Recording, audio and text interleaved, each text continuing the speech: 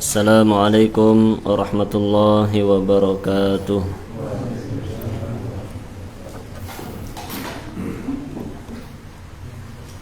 Innal hamdalillah nahmaduhu wa nasta'inuhu wa nastaghfiruh wa na'udzu billahi min shururi anfusina wa sayyiati a'malina. May yahdihillahu fala mudilla lahu ومن يضلله فلا هادي له أشهد أن لا إله إلا الله وحده لا شريك له وأشهد أن محمدا عبده ورسوله. قال الله تعالى يا أيها الذين آمنوا اتقوا الله حق تقاته ولا تموتن إلا وأنتم مسلمون. Allahumma salli wa sallim wa zid wa barik ala nabiyyina Muhammadin wa ala alihi wa ashabihi ajma'in. Kaum muslimin dan muslimah, para ikhwan dan akhwat, para jamaah yang dirahmati oleh Allah Subhanahu wa taala. Alhamdulillah, mari kita senantiasa bersyukur kepada Allah Subhanahu wa taala atas segala limpahan karunia dan nikmat yang senantiasa diberikan oleh Allah kepada kita semuanya. Malam hari ini kita kembali diberi kesempatan untuk duduk bermajelis di masjid yang kita cintai ini, dalam rangka bersama-sama membaca firman-firman Allah, khususnya di juz 30. Semoga usaha kita ini bernilai ibadah yang diterima oleh Allah Subhanahu wa taala.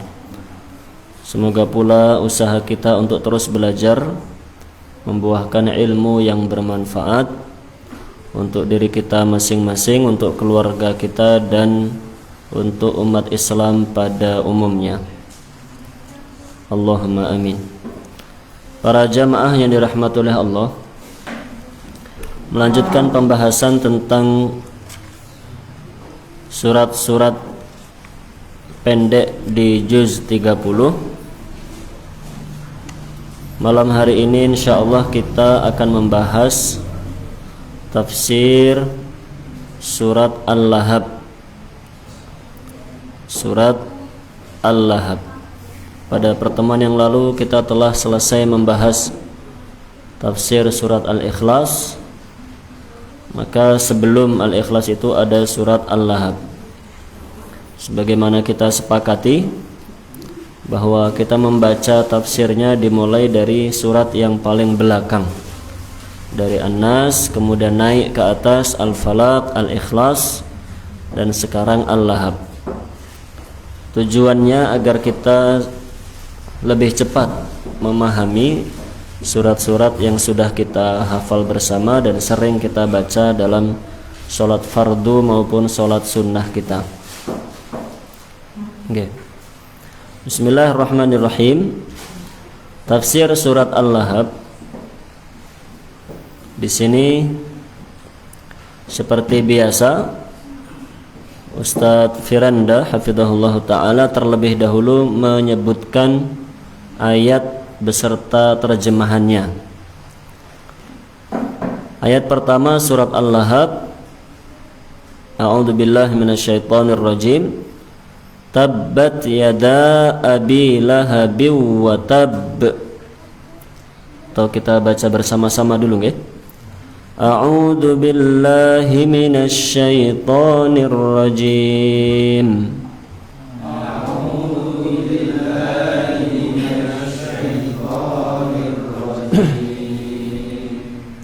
Bismillahirrahmanirrahim.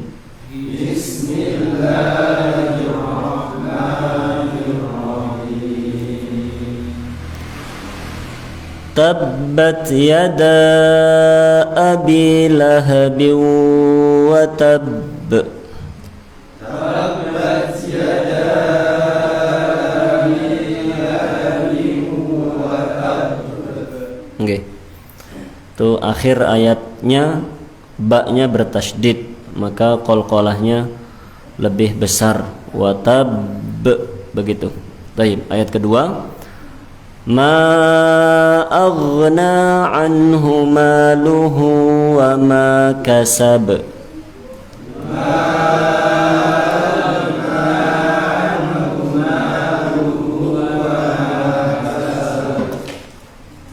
Sayasla naran dhata lahab.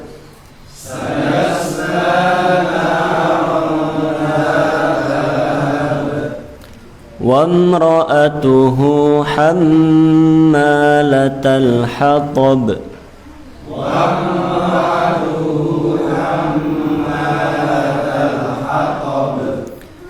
في جيدها حبل من مسد.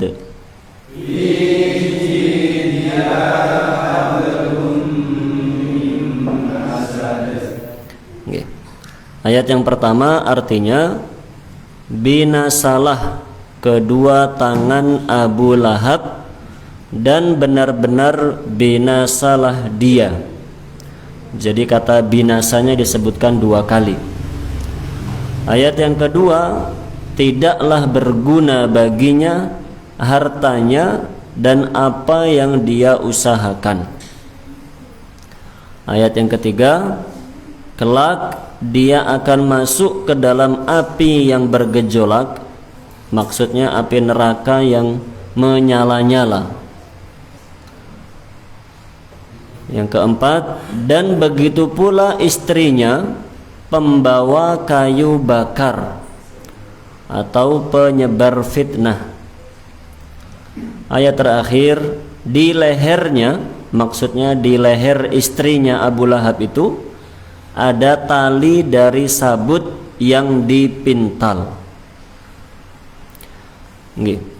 Kemudian di awal penjelasannya penulis di sini hafizahullah taala mengatakan surat Al-Lahab merupakan surat ke-111. Surat ini terdiri dari 5 ayat. Al-Lahab artinya api yang menyala-nyala. Surat Al-Lahab termasuk surat Makkiyah, berarti diturunkan sebelum hijrah ke Madinah. Surat yang juga disebut surat Al-Masad. Jadi namanya ada dua, nggih. Bisa disebut surat Al-Lahab, bisa disebut surat Al-Masad. Diturunkan pada masa awal dakwah Nabi sallallahu alaihi wasallam di kota Mekkah. Saat itu dakwah beliau ditentang oleh pamannya dan bibinya sendiri yang bernama Abu Lahab dan Ummu Jamil. Itu sedikit pengantar tentang surat Al-Lahab. Yang perlu difahami bahwa surat ini turun di awal-awal dakwahnya Rasulullah sallallahu alaihi wasallam. Turun di kota Mekkah. Kemudian di sini penulis hafizahullahu ta'ala menjelaskan panjang lebar, ini dari halaman awal ini sampai 1, 2, 3 sampai 3 halaman, okay. Dari halaman 689, 690 sampai 691. Intinya tidak kita baca, okay, karena itu hanya pengantar saja. Intinya penulis menyampaikan bahwa Nabi Muhammad sallallahu alaihi wasallam itu orang yang dijuluki Al-Amin. Gelar beliau itu namanya Al-Amin, yang artinya orang yang jujur dan orang yang terpercaya. Maka sejak sebelum beliau diangkat menjadi nabi dan rasul, semua orang Quraisy itu percaya sama beliau. Kepercayaan itu sampai diwujudkan dengan orang-orang Quraisy itu suka menitipkan barang-barangnya menitipkannya kepada Nabi Muhammad sallallahu alaihi wasallam.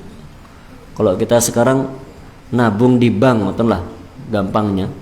Kita sekarang merasa tidak bisa menjaga uang sendiri, Kalau taruh di bawah bantal diambil istrinya begitu. Taruh di lemari juga diambil anaknya misalnya. Merasa nggak aman menyimpan uang, maka biasanya disimpan di lembaga-lembaga keuangan. Begitu pula orang yang punya emas biasanya. Merasa tidak bisa menjaganya, maka emas itu juga banyak yang menitipkannya di lembaga-lembaga yang menawarkan jasa penitipan emas. Bisa di bank, bisa di mana saja, banyak tempat seperti itu. Khususnya yang tidak punya berangkas sendiri di rumah. Ada yang menitipkan surat berharga, ada yang menitipkan emas, ada yang menitipkan banyak barang-barang yang dititipkan karena kita merasa tidak bisa menjaganya. Lah yang seperti itu bukan hanya ada di masyarakat kita saja. Sudah sejak zaman dahulu sifatnya manusia itu seperti itu, yaitu menitipkan barang-barang yang berharga kepada orang yang lebih dipercaya, kepada pihak yang lebih dipercaya. Lah orang Quraisy itu biasa menitipkan seperti itu, menitipkan barang-barang berharganya kepada Nabi Muhammad SAW. Bisa berupa barang berharga seperti tadi, atau bisa juga barang-barang yang biasa dititipkan karena mereka mau pergi. Kan orang Quraisy itu hidupnya dulu kalau nggak berburu ya berdagang. Zaman itu belum ada pertanian seperti sekarang di kota Mekah. Karena zaman itu tandus gersang seperti itu. Maka hidupnya orang Quraisy pada masa itu kalau nggak berburu ya berdagang. Dan berdagangnya harus perjalanan jauh sampai ke luar negeri kalau bahasa kita sekarang. Bukan hanya keluar kota, sampai ke luar negeri. Karena mereka dagangnya sampai Syam. Syam itu berarti sampai Palestina, sampai Lebanon, sampai Yordania, jauh perjalanannya. Lah ketika mereka mau pergi seperti itu, biasanya barang-barangnya dititipkan kepada Nabi Muhammad sallallahu alaihi wasallam. Insyaallah kita sudah sering dengar cerita itu di sekolah-sekolah kita dulu, diceritakan seperti itu oleh guru-guru agama kita. Yang ingin disampaikan oleh penulis di sini adalah Rasulullah sallallahu alaihi wasallam itu orang yang dipercaya oleh kaum Quraisy sejak sebelum beliau diangkat menjadi nabi, dan sampai beliau diangkat menjadi nabi itu menjadi orang yang dipercayai oleh orang Quraisy. Okay. Orang Quraisy selalu menitipkan barang-barangnya kepada mereka. Tapi aneh dan ajaibnya, meskipun mereka percaya bahwa Muhammad SAW itu orang yang amanah, nggak mungkin berkhianat, nggak mungkin hartanya digelapkan atau diambil, tapi tidak sedikit di antara orang Quraisy yang tidak mau beriman kepada beliau. Kan aneh nggih? Hatinya itu percaya Muhammad ini orang jujur, Muhammad ini nggak mungkin bohong, Muhammad ini nggak mungkin akan menghilangkan harta yang saya titipkan. Tapi kalau suruh beriman nggak mau, kalau suruh bersyahadat nggak mau, suruh jadi pengikutnya nggak mau. Begitulah orang kalau tidak mendapat hidayah dari Allah, melakukan hal-hal yang kalau dipikir dengan akal sehat itu nggak masuk akal. Gimana masuk percaya bahkan sampai menitipkan barang-barang berharga, tapi kalau suruh beriman tidak mau. Itu lucu bin ajaib begitu nggih. Seperti banyak sekarang kaum muslimin yang melakukan hal-hal yang bertentangan dengan agama, itu seringkali kalau dipikir dengan akal itu tidak masuk akal. Yang melakukan kesyirikan, yang minta sama benda-benda mati, yang takut kepada benda-benda mati, berdoa kepada benda-benda mati, itu kan tidak masuk akal. Berdoa kok sama benda mati. Begitu. Beliau dipercaya oleh orang-orang Quraisy sejak dulu sampai setelah menjadi nabi dan rasul. Lah di antara pemuka Quraisy yang menentang dakwah beliau, di antara pemuka Quraisy yang percaya bahwa Muhammad SAW itu orang yang amanah tapi tidak mau beriman kepada beliau, itu adalah pamannya beliau sendiri, yaitu Abu Lahab. Abu Lahab itu pamannya sendiri, tahu kalau ponaannya itu orang jujur, orang terpercaya, tapi suruh beriman dia tidak mau. Bahkan Abu Lahab itu menjadi orang yang menentang dakwah Rasul sallallahu alaihi wasallam sampai akhirnya diturunkanlah ayat ini. Oke, kita baca di halaman 692. Di situ baru disebutkan sebab turunnya ayat.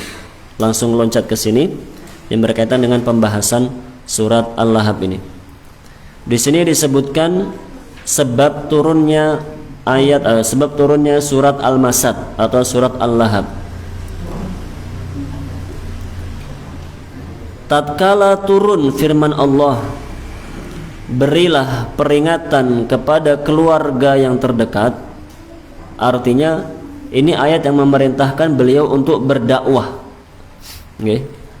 Maka Nabi sallallahu alaihi wasallam naik ke Bukit Sofa.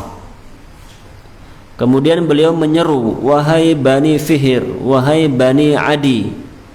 Dalam riwayat yang lainnya, ya sahabah. Artinya memanggil orang-orang Quraisy. Belum naik ke atas bukit dan memanggil orang-orang Quraisy. Hingga akhirnya mereka berkumpul. Sampai-sampai jika ada seseorang di antara mereka yang tidak bisa hadir, mereka mengirimkan seorang utusan untuk melihat apa yang terjadi. Maksudnya semua orang datang memenuhi panggilannya beliau. Maka datanglah Abu Lahab dan kaum Quraisy. Dalam riwayat yang lainnya, mereka berkata, ada apa wahai Muhammad? Kok kamu manggil-manggil kita? Kemudian Nabi SAW bersabda, bagaimana menurut kalian jika aku kabarkan kepada kalian ada sekelompok tentara berkuda di lembah hendak menyerang kalian secara tiba-tiba? Apakah kalian mempercayaiku? Mereka menjawab, iya. Kami tidak pernah mengetahui darimu kecuali kejujuran. Dalam riwayat yang lainnya, kami tidak pernah mendapatimu berdusta sama sekali. Masya Allah. Ini mereka tuh percaya kepada Nabi Muhammad SAW. Ini metode dakwah beliau. Dipancing dulu. Kalian percaya apa tidak sama saya? Tapi kan nggak begitu pertanyaannya. Dipancing. Kalau saya menyampaikan sebuah berita, beritanya seperti tadi, kira-kira kalian percaya apa tidak? Mereka kompak semuanya menjawab, kami semuanya percaya, karena kamu tidak pernah berdusta. Setelah mereka menyatakan percaya kepada beliau, baru Nabi Muhammad SAW menyampaikan maksud kenapa beliau mengumpulkan kaum Quraisy. Beliau mengatakan, jika demikian, sesungguhnya aku adalah seorang pemberi peringatan bagi kalian di hadapan siksa yang pedih. Maksudnya, ketahuilah bahwa saya telah diangkat menjadi nabi oleh Allah Subhanahu wa taala. Maka Abu Lahab pun berkata, celakalah kamu Muhammad sallallahu alaihi wasallam, sepenuh hari, maksudnya sepanjang masa kamu akan celaka. Apakah hanya karena ini kamu mengumpulkan kami? Maksudnya Abu Lahab ini menganggap remeh gitu ya. Kamu mengumpulkan kami, orang-orang yang terhormat di bangsa Quraisy, pemuka-pemuka Quraisy. Kamu mengumpulkan kami yang kami sedang sibuk, kami itu orang mulia, orang terhormat. Kami semuanya dikumpulkan ke tempat ini cuma disuruh mendengarkan kata-katamu yang bahasanya omong kosong belaka. Maksudnya Abu Lahab itu meremehkan, ini urusan tidak penting, ini urusan yang tidak mungkin terjadi, bahwa tidak mungkin kamu itu menjadi nabi, begitu.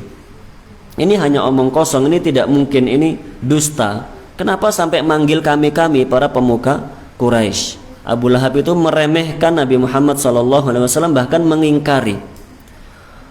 Maka karena Abu Lahab itu mengingkari dan meremehkan Nabi Muhammad SAW, turunlah surat ini.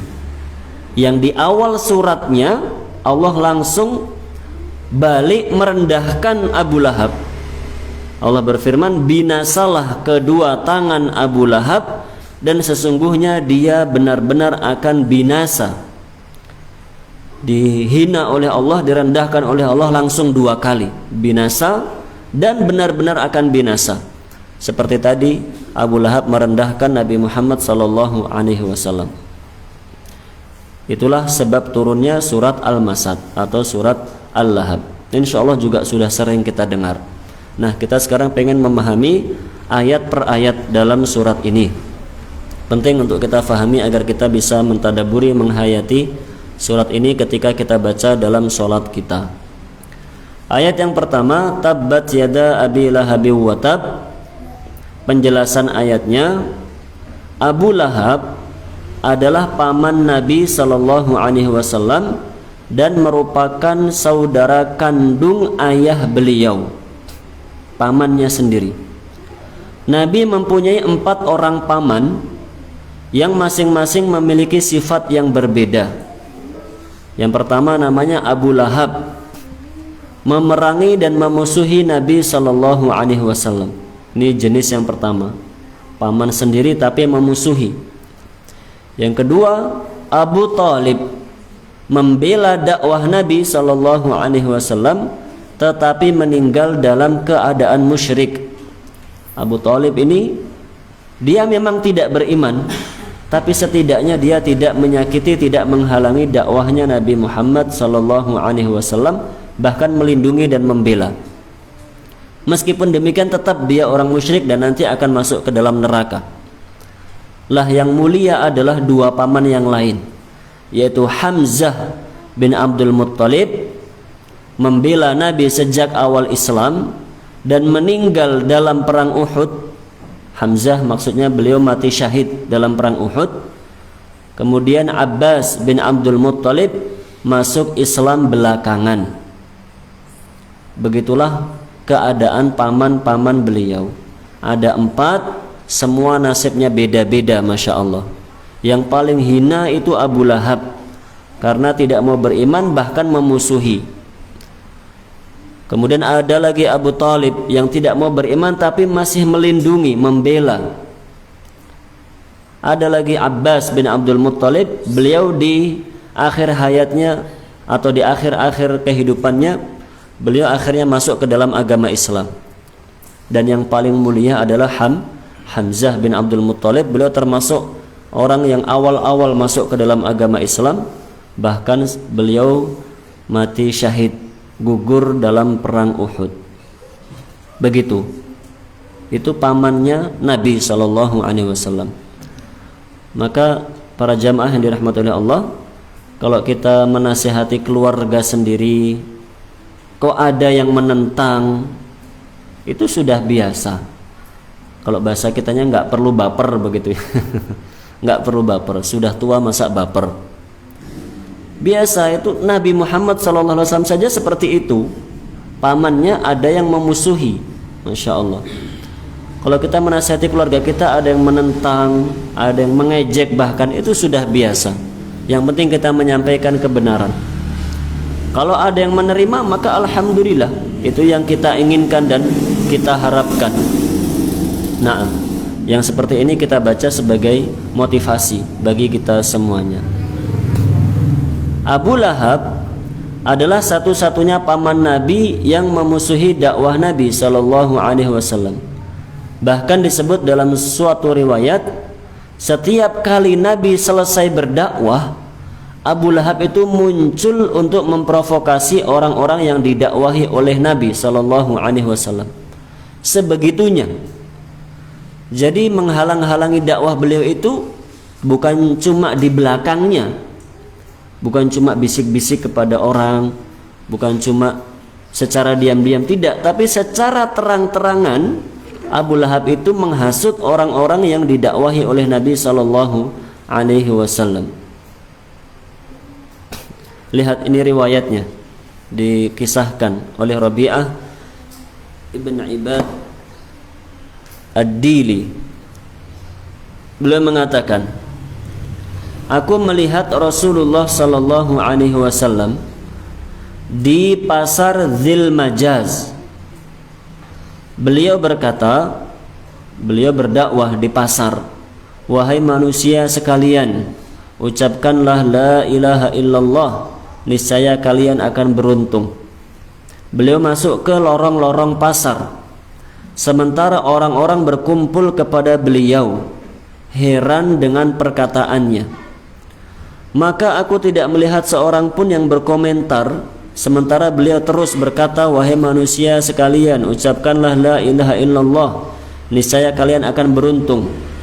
Hanya saja di belakang beliau, tepat di belakang beliau, ada seorang yang juling, tampan, dan rambutnya ada 2 kepangan. Maksudnya Abu Lahab.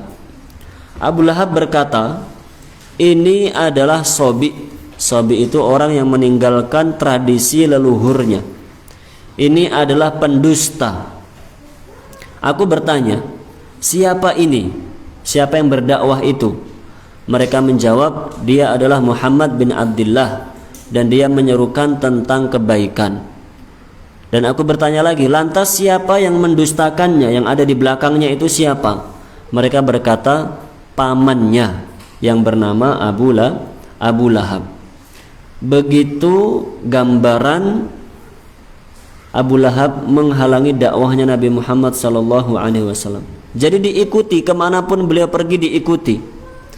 Sudah menyampaikan dakwah kepada orang-orang, maka langsung ketika Nabi Muhammad SAW selesai, pergi pindah lagi ke tempat lain, Abu Lahab langsung ada di belakangnya menjelek-jelekkan Nabi SAW.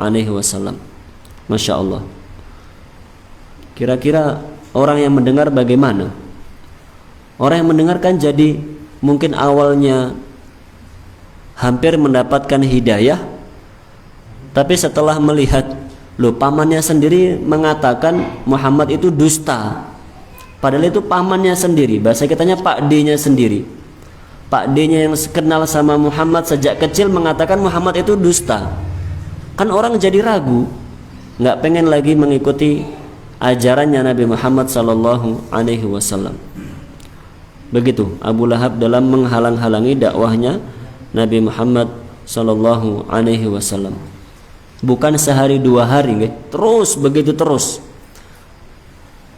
nggak kenal lelah.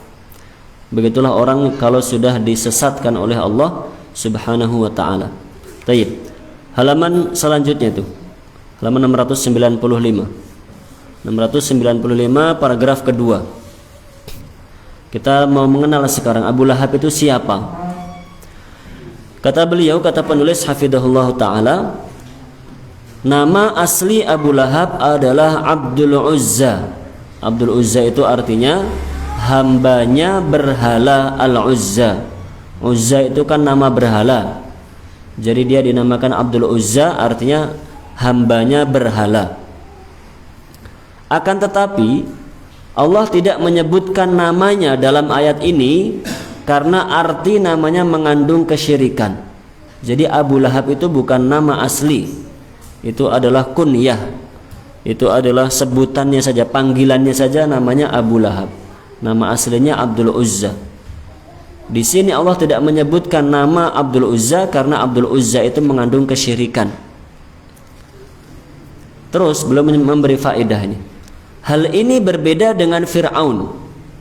Allah tetap menyebut namanya karena nama Fir'aun tidak mengandung kesyirikan.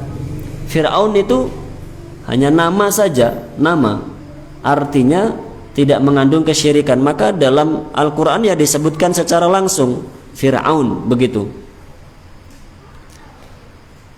Padahal sama-sama kufurnya, maksudnya penulis di sini. Ketika ada 2 orang yang sama-sama kufur, Fir'aun itu kufur, Abu Lahab juga kufur, tapi yang satu disebutkan namanya di dalam Al-Quran, sedangkan Abdul Uzza atau Abu Lahab tidak disebutkan namanya dalam Al-Quran, karena nama Abdul Uzza mengandung kesyirikan. Allah tidak mau dalam kitab sucinya ada nama yang mengandung kesyirikan. Sekarang penjelasan, kenapa disebut Abu Lahab? Ia diberi nama Abu Lahab karena wajahnya agak kemerah-merahan. Abu Lahab itu ganteng sekali, wajahnya itu putih kemerah-merahan. Bahkan ada yang mengatakan wajahnya bersinar dan tampan. Namun sebagian ulama seperti Imam Al-Qurtubi mengatakan bahwa jika wajah seorang bersinar, seharusnya dia dijuluki Abu Nur, yang artinya orang yang bercahaya wajahnya, bukan Abu Lahab. Akan tetapi Allah mentakdirkan orang-orang tidak menggelarinya Abu Nur, melainkan Abu Lahab, karena memang akan dimasukkan ke dalam api yang menyala-nyala di dalam neraka. Itu sedikit faedah saja. Lahab itu kan artinya tadi menyala-nyala, menyala-nyala, api yang menyala-nyala. Jadi sama orang-orang Quraisy dijuluki Abu Lahab karena wajahnya itu kemerah-merahan seperti api. Nah, tapi kata Imam Al-Qurtubi itu kurang tepat. Itu hanya faedah saja. Intinya namanya adalah Abdul Uzza. Dalam ayat ini Allah mengatakan bahwa dia akan celaka. Sekarang pertanyaannya adalah, di sini Ustaz Firanda akan menjelaskan kenapa yang disebutkan itu tangan. Tabbat yada Abi Lahab, celakalah kedua tangannya Abu Lahab. Kenapa yang celaka itu disebutkan tangannya, bukan organ tubuh yang lainnya? Kata beliau, para ulama berusaha mengungkap hikmah penyebutan tangan Abu Lahab dan bukan anggota badan lainnya. Sebagian ulama mengatakan bahwa kemungkinan ketika Abu Lahab memaki dan mencela Nabi Sallallahu Alaihi Wasallam, dia menunjuk-nunjuk dengan kedua tangannya, sehingga kedua tangannya lah yang pertama kali disebut oleh Allah dalam ayat ini. Itu kemungkinan yang pertama. Ada sebagian ulama yang lain mengatakan bahwa penyebutan kedua tangan hanyalah perwakilan saja dari segala sesuatu, maksudnya dari seluruh anggota tubuhnya. Karena apabila seseorang hendak melakukan sesuatu, dia akan menggunakan kedua tangannya terlebih dahulu, sehingga yang binasa bukan hanya tangannya tetapi seluruh tubuhnya. Maksudnya, kenapa yang disebutkan tangan? Kemungkinan pertama karena ketika mencela nunjuk-nunjuk pakai tangan. Kemungkinan kedua karena tangan itu termasuk organ tubuh yang paling penting. Banyak pekerjaan yang kita selesaikan dengan tangan. Sangat banyak sekali pekerjaan kita selesaikan dengan tangan. Banyak sekali. Maka kalau organ tubuhnya yang paling penting yaitu tangan sudah binasa, berarti seluruh organ tubuh yang lain pun akan binasa, akan disiksa oleh Allah Subhanahu wa ta'ala. Itu penjelasan ayat yang pertama. Intinya Allah mengabarkan bahwa Abu Lahab ini akan celaka. Bahkan kata celakanya disebutkan 2 kali, di awal ayat pertama ini dan di akhir ayat yang pertama. Taib. Bisa difahami, guys? Capek kayaknya hari ini, Masya Allah.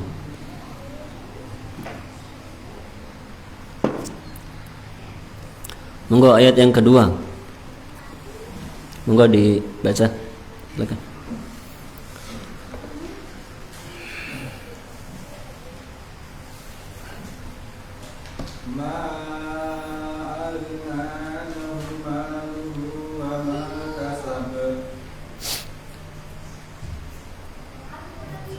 Tidaklah berguna baginya hartanya dan apa yang dia usahakan. Penjelasan ayat. Maksud dari apa yang dia usahakan adalah anak-anaknya. Hal ini karena anak-anak disebut dengan kasab. Usaha seorang Nabi Sallallahu Alaihi Wasallam bersabda, sesungguhnya sebaik-baik yang kalian makan adalah hasil usaha kalian, dan sesungguhnya anak-anak kalian adalah dari usaha kalian. Jazakallahu khairan.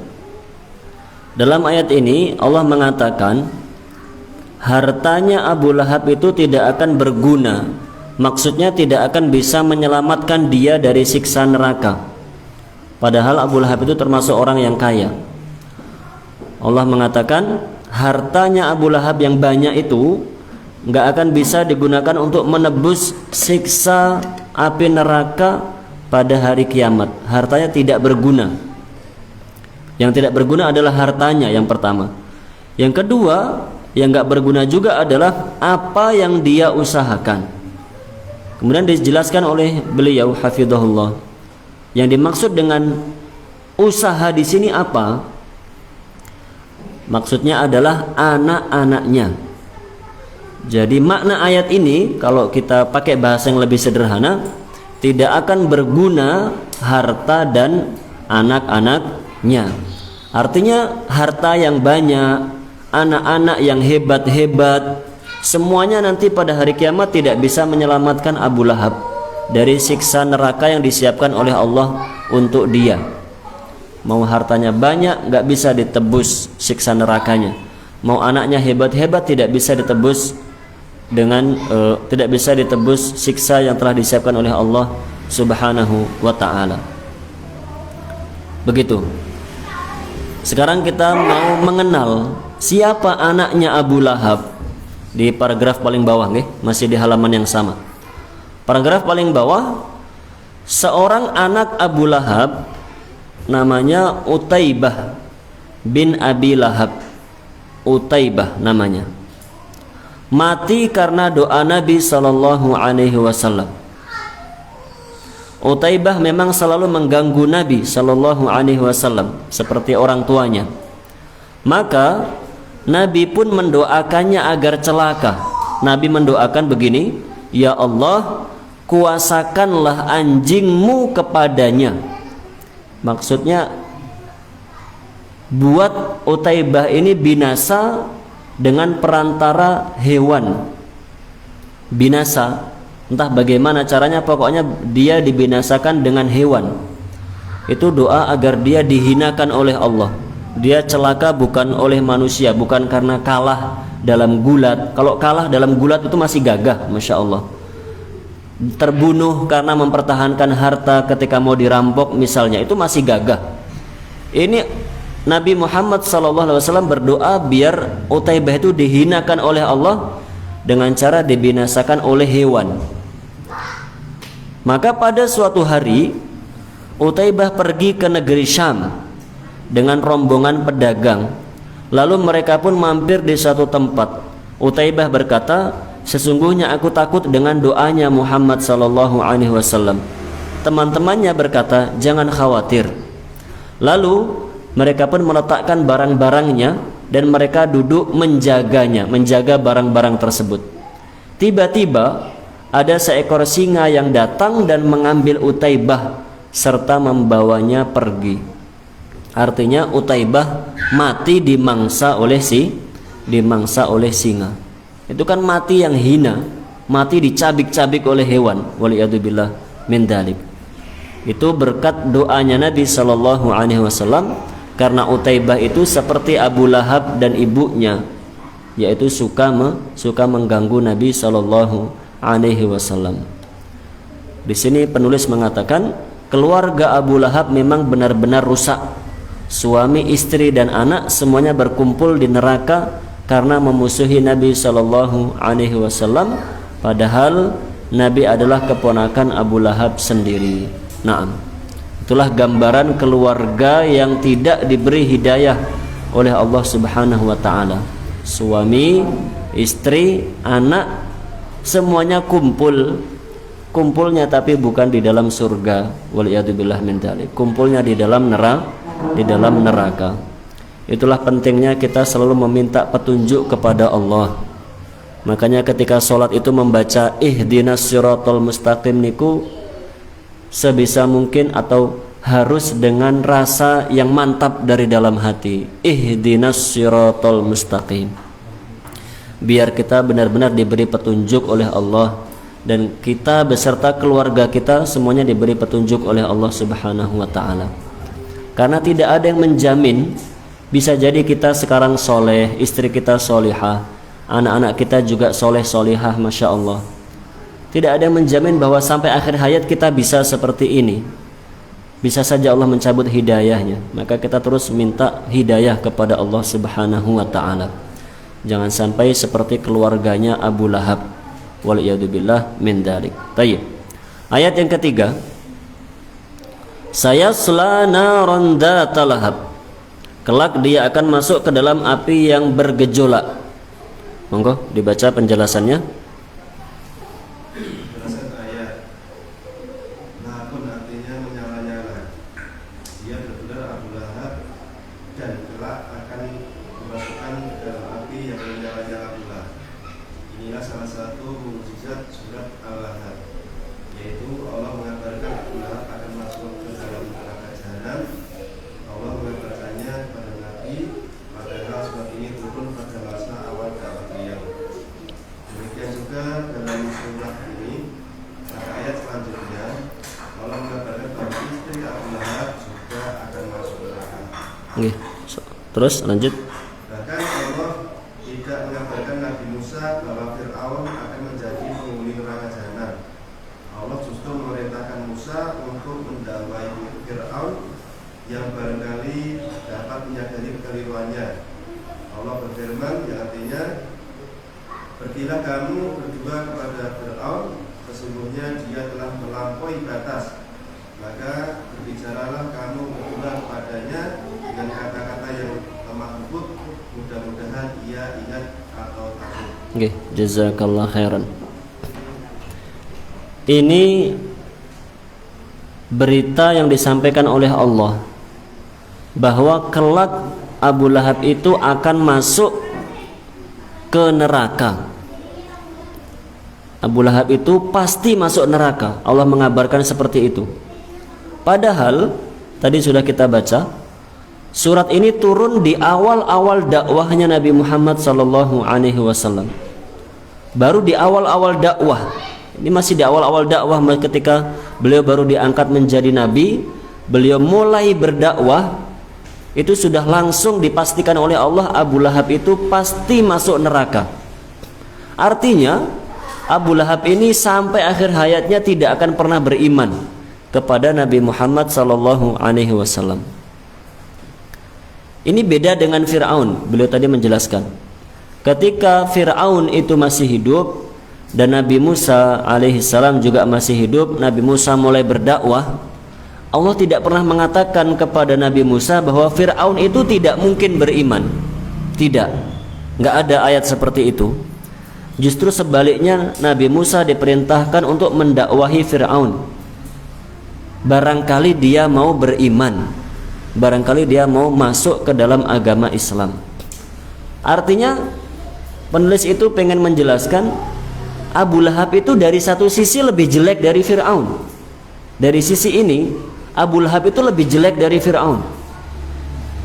Karena kalau Fir'aun itu di awal-awal atau semasa hidupnya Fir'aun, selama Fir'aun itu masih hidup, Allah tidak pernah mengabarkan kepada Nabi Musa Fir'aun ini ahli neraka.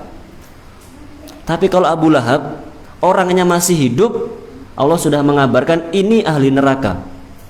Jadi dari sisi ini Abu Lahab lebih buruk dari Fir'aun. Waliyadzubillahi min dalik. Dan ini kata beliau, ini menjadi mukjizat Al-Quran juga.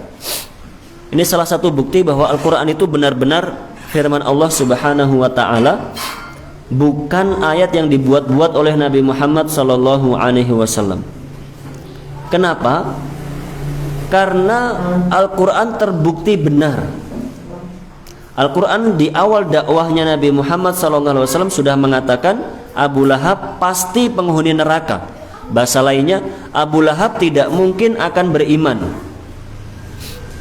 Sampai akhirnya Abu Lahab meninggal, Abu Lahab mati, ternyata benar-benar dia tidak beriman. Berarti Al-Quran itu benar-benar dari Allah yang mengetahui hal gaib. Allah itu tahu sampai akhir hayatnya Abu Lahab tidak akan beriman.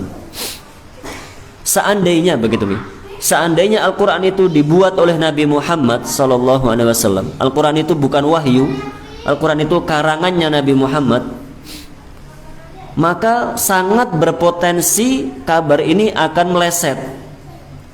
Ayatnya berbunyi Abu Lahab akan masuk neraka, alias Abu Lahab tidak akan beriman. Tapi bisa jadi ternyata tiba-tiba Abu Lahab masuk ke dalam agama Islam. Begitu.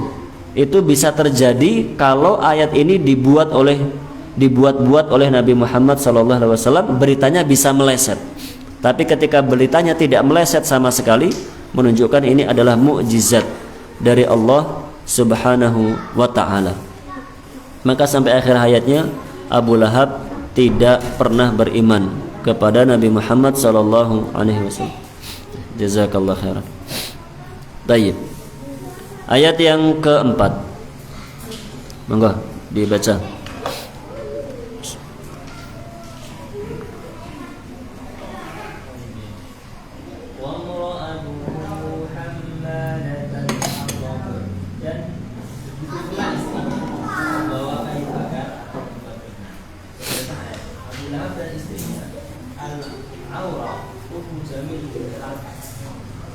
Saudari Abu Sufyan bin Harb adalah pasangan suami istri yang kompak. Seperti Abu Lahab yang sering mengganggu Nabi ketika berdakwah, Ummu Jamil pun berbuat yang sama. Seperti yang pernah disebutkan pada tafsir surat Al-Duha, Ummu Jamil mencela Nabi pada saat itu karena wahyu tidak turun kepada beliau selama beberapa hari. Lalu Ummu Jamil berkata, yang maknanya wahyu, apakah temanmu meninggalkanmu, wahai Muhammad? Sudah beberapa hari tidak terlihat. Dalam ayat ini Ummu Jamil digambarkan sebagai pembawa kayu bakar. Ada beberapa pendapat tanggapan yang menggunakan kayu bakar. Ada yang mengatakan bahwa Ummu Jamil suka melakukan tamimah. Dan maksud dari kayu bakar adalah sesuatu yang menyalakan permusuhan, seperti suaminya yang suka memprovokasi orang-orang agar tidak mendengar pernyataan yang tidak dikasih tahu. Ummu Jamil juga melakukan hal yang sama. Sebagian ulama lain berpendapat bahwa Ummu Jamil membawa kayu bakar dan duri yang diletakkannya di jalan yang akan dilintasi Nabi pada malam hari, sehingga beliau mungkin menjadi seperti itu. Sementara itu, sebagian lain berpendapat bahwa kata tersebut merupakan cerita tentang angka. Di akhirat nanti suaminya Abu Lahab akan dibakar oleh kayu bakar yang itu dibawa Ummu Jamil istrinya sendiri. Inilah siksaan yang sangat menyakitkan dan menghinakan bagi Ummu Jamil. Karena ia justru ikut menyiksa suaminya sendiri. Sebaliknya, adab dan siksaan yang pedih bagi Abu Lahab adalah ketika ia melihat dirinya diadab oleh orang yang paling dicintainya. Hal ini karena ketika di dunia Ummu Jamil membantu suaminya untuk membantu Nabi, maka ketika di akhirat pun ia ikut membantu membakar suaminya. Ummu Jamil memang selalu mengikuti perbuatan suaminya yang akan Jazakallah khairan. Gini, penjelasan ayat yang keempat.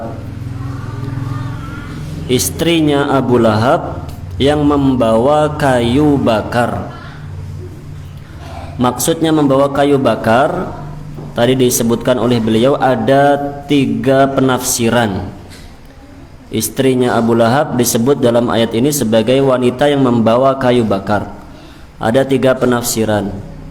Penafsiran yang pertama, maksudnya istrinya itu suka menyebar fitnah, suka mengadu domba, suka membuat orang saling bermusuhan. Jadi kayu bakar itu diibaratkan sebagai bahan untuk menyalakan api. Lah, begitulah istrinya Abu Lahab suka menyalakan api permusuhan di tengah-tengah masyarakat. Itu penafsiran yang pertama. Itu yang dipakai dalam terjemahan ini, guys. Dalam terjemahan Al-Quran Indonesia pakai makna itu. Makanya dalam tanda kurung ada tadi pembawa kayu bakar, dalam tanda kurung penyebar fitnah. Makna pertama itu yang dipilih dalam Al-Quran terjemah Indonesia.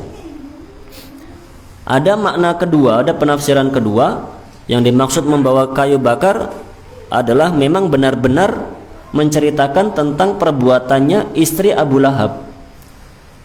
Kalau Abu Lahab tadi membuntuti Nabi Muhammad SAW, memprovokasi biar orang-orang tidak beriman, adapun istrinya yang dilakukan adalah mengumpulkan kayu, mengumpulkan duri, okay, mengumpulkan benda-benda yang tajam begitu, benda-benda yang bisa digunakan untuk menghalangi Nabi Muhammad SAW supaya tidak keluar rumah, supaya tidak berjalan dan berdakwah.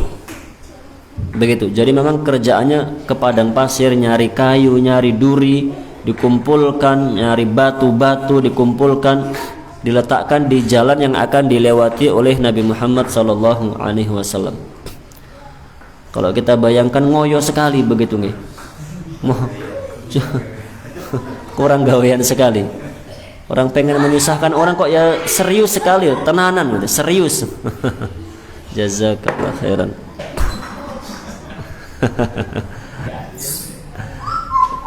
Nggih. Jadi seperti itu. Orang itu kalau sudah disesatkan oleh Allah nggih seperti itu. Sungguh-sungguh dalam kesesatannya, Masya Allah. Untuk menghalangi kebaikan itu sampai rela setiap hari pergi cari kayu, cari duri. Itu kan susah bawanya susah, berat, ngabis-ngabisin waktu, tapi nggih dilakukan demi menghalangi dakwahnya Nabi Muhammad SAW. Itu makna kedua. Makna ketiga atau penafsiran yang ketiga, bahwa yang dimaksud membawa kayu bakar adalah berita tentang nanti di dalam neraka. Di dalam neraka itu digambarkan istrinya Abu Lahab membawa kayu bakar untuk membakar suaminya sendiri. Waliyadzubillah min dzalik. Itu kan siksaan yang paling menyakitkan. Ada suami dibakar oleh istrinya sendiri dalam api neraka. Waliyadzubillahi min dzalik. Tayyib. Maka ketiga makna itu bisa dipakai, nggih. Tiga-tiganya bisa dipakai. Baik makna pertama, kedua ataupun ketiga semuanya benar. Karena semuanya menggambarkan betapa buruknya istri Abu Lahab. Betapa buruknya istri Abu Lahab yang menjadi wanita kufur mengikuti jejak suaminya. Lah ini pelajaran bagi kita semuanya, para jamaah yang dirahmati oleh Allah. Suami niku pengaruhnya sangat besar kepada istri.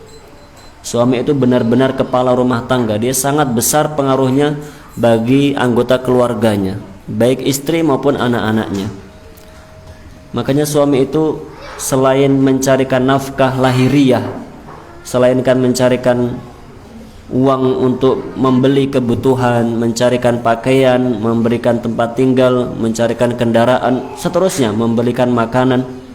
Selain itu, maka suami itu memiliki tugas yang sangat berat, yaitu untuk menunjukkan jalan kebaikan kepada keluarganya.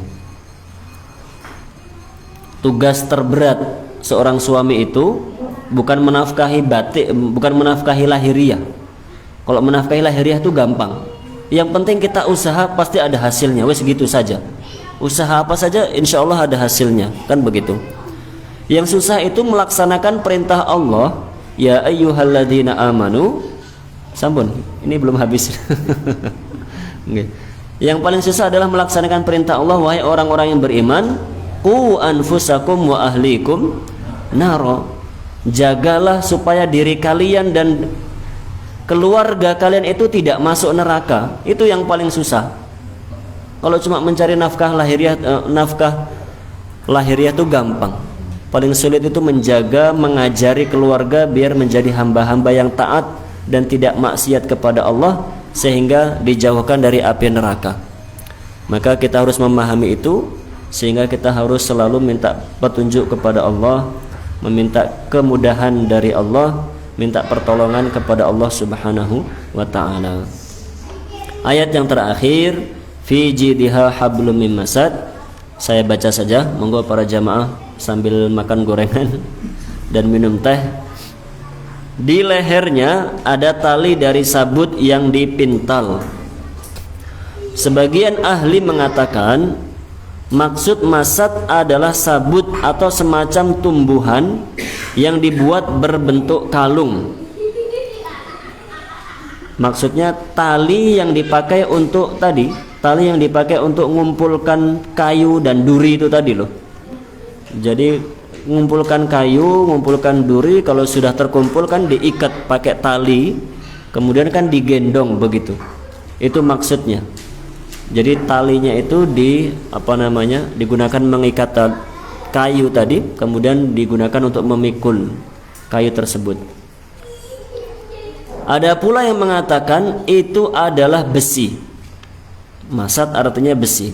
Intinya Allah akan mengalungkan Ummu Jamil dengan kalung yang terbuat dari api neraka jahanam, entah terbuat dari kayu ataupun dari besi. Waliyadzubillah min dzalik. Itulah siksaan tambahan yang diberikan oleh Allah kepada istrinya Abu Lahab karena dia ikut-ikutan menjadi orang yang menghalangi dakwahnya Nabi Muhammad sallallahu alaihi wasallam. Halaman terakhir, halaman 700. Ini penjelasan yang lain. Kata beliau, Ummu Jamil punya kalung berharga mahal dan dia ingin menginfakkan kalungnya demi menghalangi dakwah keponakannya sendiri, yaitu Nabi Muhammad sallallahu alaihi wasallam. Oleh karena itulah Allah membalas dengan memberikannya kalung yang terbuat dari api neraka jahanam yang akan menyiksanya. Masya Allah.